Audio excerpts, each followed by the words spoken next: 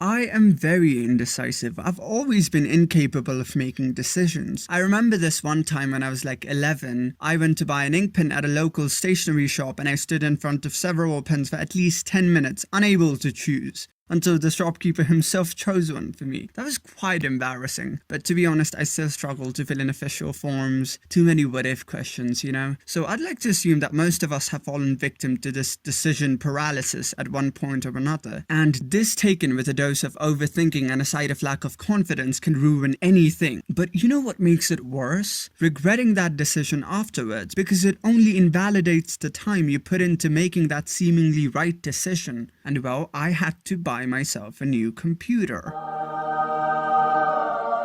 because my old one, my rusty old laptop, whose fan noise can be used as sirens during a piece of garbage, just doesn't do it for me. So years ago, I made a plan to convince my parents to buy it. 2 years ago, to be precise. Yes, I like to plan things ahead of time because I like to have a clear vision about everything I might have to face. So this was the plan. Decide an exact point in time where you'd want it to be bought. Initiate to your parents that you're in need of the prized possession at least 18 months prior to the date. Because if your parents are anything like mine, you can't just slap them with a demand one day and expect it to be fulfilled the other day. You have to nag them about it constantly and show them that it is indeed a necessity, and once they're on board, decide on a laptop, and whenever it is selling for the cheapest, buy it. Not exactly a foolproof plan, but works. And I wanted to make the right decision here, so I followed it strictly. I decided the proper time to buy it would be after graduation, so at least 18 months before that meant I'd be in 11th grade, and that's exactly when I initiated the need. For a year, I would leave subtle hints every time I could. This 14-year-old kid on Facebook made a software and sold it for millions. Mom, my computer is really old. What do you mean? I mean that had you bought me a new computer, we could have been billionaires by now. You've gotten really thin over the last few months. You should start eating. That's because my computer is really old. Your grades have been getting low. That's because my computer... you get the drill. Okay, maybe they weren't that subtle and maybe I went a bit too far, but that worked because about 6 months before the graduation, I went up to them and said, Mom, Dad, buy me a laptop right now.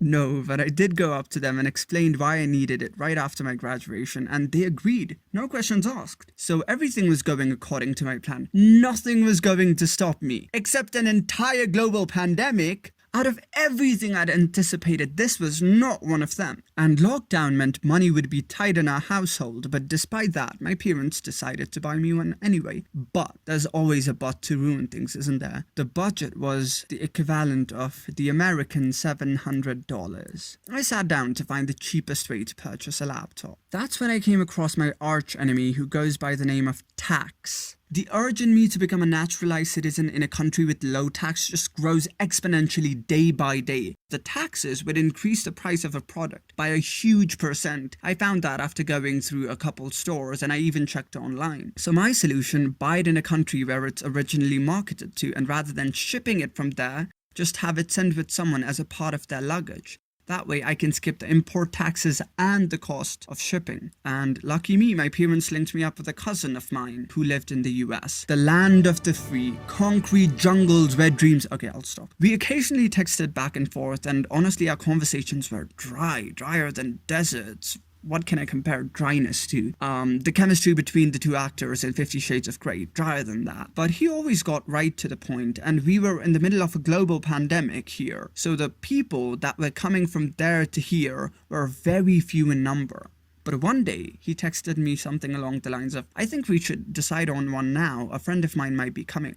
So the panic began. With the abundance of things the world provides you, you're easily missing out on something. How do you make decisions here? Well, I for myself like to make this thing called a pros and cons list. A pretty simple and organized solution. So I sat down and I started making my list. After debating with myself for some time, I came to a conclusion. It met all my needs. I sent it to him and he said it was a good choice. Now, the only thing left for me to do was to hope that the person who might be here would be here for sure. But turns out I missed a little detail. You see, the guy who was coming here only because his mother was in a very bad condition. So basically, in order to get what I want, I'd have to hope for someone's loved one to suffer.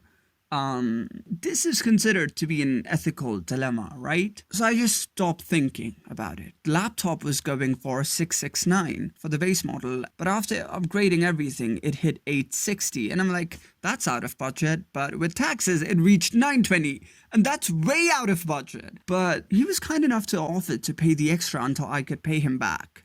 Have I paid him back, you ask? Well, my YouTube monetization is almost there. It's right there. So close, right? Oh god, I'm a disappointment to so many people. Anyway, explaining this to my parents was quite hard because they'd been quite understanding with me so far, and I bluffed because I was really scared. I thought they'd be saying something like, should have used a condom that night. So I said, we bought it for $920. But don't worry, I'll get a job right after I finish my exams. But they obviously took my bluff by heart because my mum was so quick to remind me about it the day my exams finished. But who was going to tell me that the jobs here pay so little? They pay you an equivalent of $50 to $100 per month for working 200 hours. That's not even enough pocket money. And to get a job that pays you just over an equivalent of $200 per month for working tirelessly, you have to have a bachelor's degree, years of experience, language, communication, and computer skills with your own professional means of transport. Like what? And I remember thinking to myself, oh god, I cannot wait to apply abroad for studies. And as if it wasn't already that bad, the price of the very product that I bought went down by like $100. And also, if you didn't know, you cannot cancel or change an order from HP after the first hour of making the purchase. Just a disclaimer if you ever decide to buy something from there. Still okay, no big deal. Happens sometimes, bad luck, I guess. And I found this other laptop, which was going for 50% off, that also filled all my needs. Still, okay, no big deal. Happens. Sometimes bad luck, I guess. And then I stumbled across this page where people seem to regularly run into the problem of the hinge of the laptop breaking. Still, no big deal. Happens. Sometimes bad luck, I guess. So it was delivered at his place, and there was no one to bring it here, and shipping seemed like the only option. And after shipping, the $860 product would be, so my plan to buy more for less would backfire. Still no big deal. Happens, sometimes, bad luck, I guess. And then I went to a family gathering where I met my uncle after a very long time. He had been away since the pandemic, and turns out he was also buying a laptop. The model he was buying was superior to mine, and he was buying it for a price cheaper than mine because he's friends with the dealer over at HP, and he could have gotten me the same discount. Luck bad sometimes happens, still, I guess no big deal, right? This right here is every indecisive person's nightmare. Trying your best to make the seemingly good decision and still everything falls apart and you end up questioning everything. So how do you console or assure yourself about the decisions you've made when you're in this state? Well, I figured out you should start by asking yourself the most important question. Can the decision be changed? If no, then it doesn't matter. It doesn't matter whether or not it was the right decision. But even if it was the wrong decision, remember, your mistakes are not for lamenting over the past, but for building experience for your future. That's the best way I can put it, but here I am lamenting over the past. But if it can be changed, then ask yourself, had you known everything you know now when you initially took that action, what would you do differently? Do just that. But if you're still having a hard time calming yourself down, then just listen to Just Another Diamond Day by Vashti Bunyan.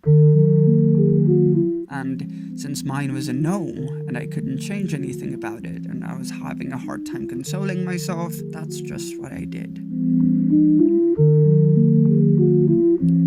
But if you're one of those people who hustles harder when the blame is on you and you're under pressure, then what's there to stop you? So 2021 comes along and there's still no sign of anything anywhere. But out of nowhere, one day, he sent me a text. It's coming, this Sunday. And I checked the day and it was Friday, so the day right after tomorrow. Oh my god, I could have hugged him then if I could. But all I could actually say was, thank you. So in the end, there was a silver lining after all. And despite everything, in the end, it was satisfying. At least I didn't act impulsively, I say to myself, which is, in my opinion, the one thing you should avoid doing as much as possible as an indecisive person. But maybe I did. Who knows? And something else I wouldn't advise you to do is let it decide for itself. You know, like that episode in Brooklyn Nine-Nine.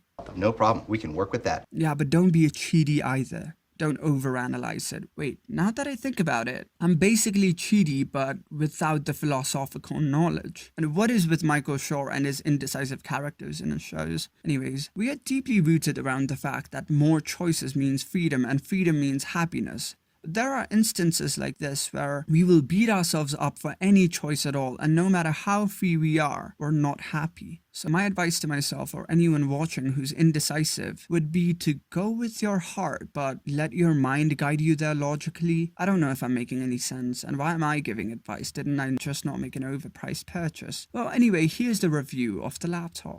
Even with the plastic build, it looks quite premium. These are the specs of my model. To export an 8-minute long 1080p video from Premiere Pro, it took me 6 minutes on the battery saving silent mode. And if you ever do buy this, I would prompt for Ryzen over Intel. The keyboard has 2 levels of backlighting and they're not very bright, but it's workable. My model was probably a defect in terms of lighting because lightings were barely visible in few keys. It also comes with a fingerprint sensor, which is pretty accurate. It also comes with dedicated keys to turn off the camera and the microphone. The display is bright enough, it's reflective but it goes all the way around, and it has 3 modes: the normal mode, the tent mode and the tablet mode. The speakers are on the backside and they're loud enough. To be honest, the keyboard is not as good as I'd like it to be. I'd want it to be more bouncier, but it's still good enough. Here's how it sounds.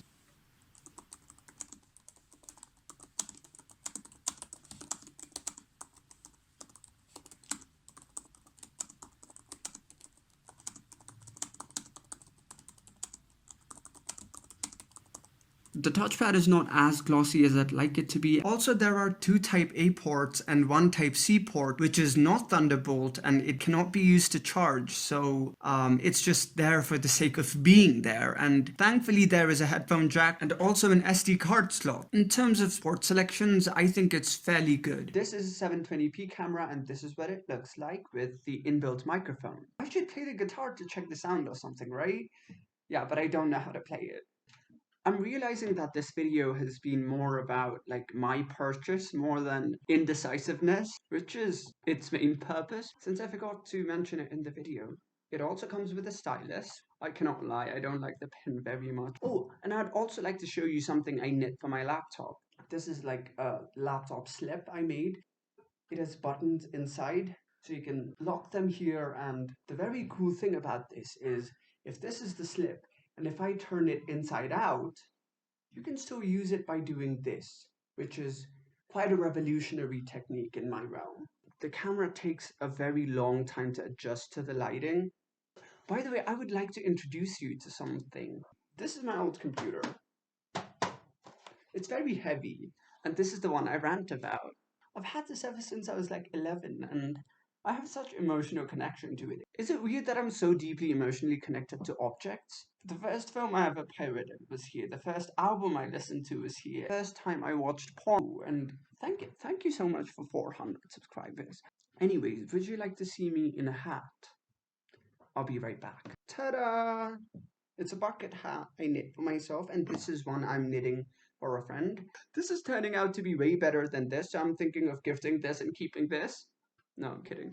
I should be looking into colleges, but all I actually do is watch crime documentaries all day. I redid my nails, by the way, just for the 5-second typing scene, and I did a pretty good job. This is like my 3rd time painting my nails. I was worried that they would look bad in my dominant hand, but this is okay, right? Opinions?